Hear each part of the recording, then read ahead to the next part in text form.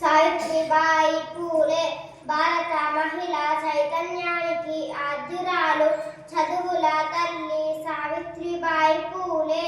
సావిత్రిబాయి పూలే 1881 జనవరి 3వ తేదీన మహారాష్ట్రలోని నాయిగావ్ అనే గ్రామంలో ఆమె జన్మించింది.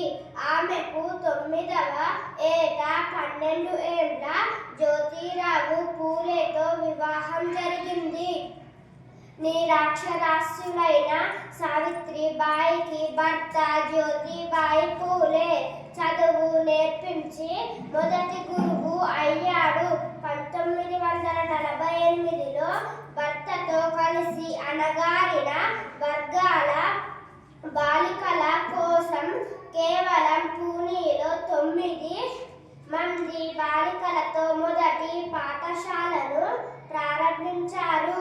ఈ క్రమంలో వారు గృహ బహిష్కరణకు, దూషణలకు, భౌతిక దాడులకు, అవమానాలకు గురి అయ్యారు.